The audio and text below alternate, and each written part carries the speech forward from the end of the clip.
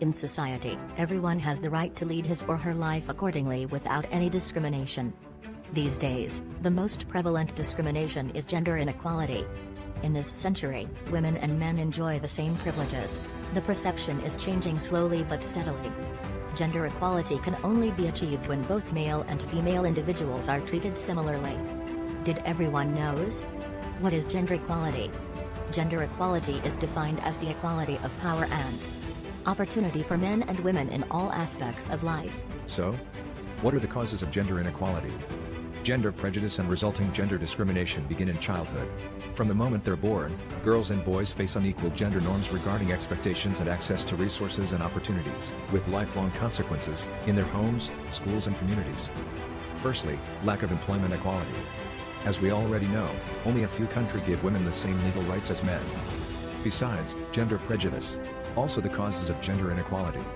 Discrimination between gender begin in childhood. For example, the world's boys are often encouraged to go to school and get an education to prepare for work, while girls carry heavy household responsibilities that keep them from school, increasing the odds of child marriage and pregnancy. How can we relate these issues with philosophy? Services and products must be assessed as to their different effect on women and men. Women and men are equally involved in making decisions. There are binding targets for a balanced gender ratio together. The relationship between national education philosophy with gender equality. Teachers play an important role in ensuring equal rights among students. Based on a study from UPSI, students that different gender affects the comfort of learning in classroom. Kedaulatan undang-undang means that every citizen is equal without any discrimination of race, gender and social status. The aims of the National Women Policy are to build the potential and empower women from the different level of society and in all sectors, and cultivate gender equality culture at all levels of society and all sectors. The National Women Policy is one of the policies that supports gender equality and the development of the country. There are policy uphold the non-discrimination principles such as Federal Constitution, Convention on the Elimination of All Forms of Discrimination Against Women, CEDAW, Convention on the Rights of Child, CRC, Beijing Declaration and Platform for Action, Millennium Development Goals, MDGs, Putrajaya Declaration and Program on the Development of Women in the Non-Aligned Movement Countries, Putrajaya Declaration. Concept of gender equality. Gender equality means equal chances, rights and responsibilities for women and men, girls and boys. Equality does not mean that women and men are the same, but that women's and men's opportunities, rights and responsibilities do not depend on whether they are born or they identify themselves as female or male.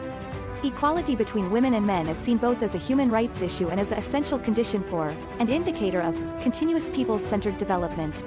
Figures perspective on the gender equality. 1. Sri Mulyani Indrawati. She is Minister of Finance in Indonesia and encouraged women in Indonesia to set top proper education by making a campaign Keluarga Kasa. As most of the women in Indonesia only works at informal sector and not having any asset, it will affect the country economy. 2. Antonio Guterres. He is the Secretary General of the United Nations. He said that gender equality is an unfinished business of our time, so now is the time to change it. 3. Lastly is Abiy Ahmed. He is the Prime Minister of Ethiopia. He said that to break the stereotype of the old adage that women can't lead. This is the first decision and the first in Ethiopian history, and probably in Africa. Gender equality affects everyone's daily life. For the children perspective, boys receive more attention in the classroom than girls. Next is young people will affect behavior, course choice, ambitions and attitudes about relationships. Next is adults. This can be seen when 1 in every 2 mothers experiences discrimination during pregnancy, on parental leave or when returning to work. The last point is men, as they feel pressure to be a real man, to be physically and emotionally strong, and be the main income earner. How to overcome gender equality? First, treat everyone with respect and consideration.